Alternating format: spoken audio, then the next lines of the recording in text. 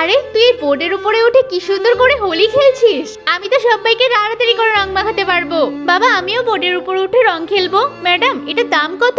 এটার দাম 20,000 টাকা। তোমার স্বপ্নের বাইরে, যাও তো এখান থেকে। আরে মনে এসব দিয়ে রং খেলার কি দরকার আছে? আমরা এমনিই হাত দিয়ে খেলতে পারবো। হ্যাঁ হ্যাঁ যাও যাও, নিজের জায়গায় গিয়ে খেলো। আমরা এখানটায় খেলি। Happy Holi, happy Holi. মা ওদেরকে শুধু শুধু বকলো। আঙ্কেল একটু দাঁড়াও। আরে বাবু তুমি এখানে আসলে তোমার মা তোমাকে বকবে না? আঙ্কেল তোমার মেয়ের উপরে উঠে রং খেলতে চেয়েছিল না? আচ্ছা ওকে তাহলে রং খেলতে দাও। আরে মনা ওই দেখ তোকে বলেছে রং খেলতে দেবে এর উপরে উঠে। উঠে পড় দেখ কত ভালো লাগবে। আঙ্কেল মাটিতে তো চলবে না, তোমরা বরং আমাদের ওইদিকে চলো। ঠিক আছে বাবু। আচ্ছা আঙ্কেল এখানে দাঁড়াও, আমি ওদেরকে দরজা বন্ধ করে দিই, তারপর তোমরা এখানটা খেলা করবে, নয়তো আবার মা দেখলে বকাবকি করবে। মা অনেকেই রং মাখাতে আসছে, ঘরে চলো ঘরে চলো, চলো চলো। আরে ওই বাবু তো সবাইকে বাড়ি পাঠিয়ে দিয়েছে। চল আমরা তাহলে দুজন মিলে এখানটায় খেলা করি।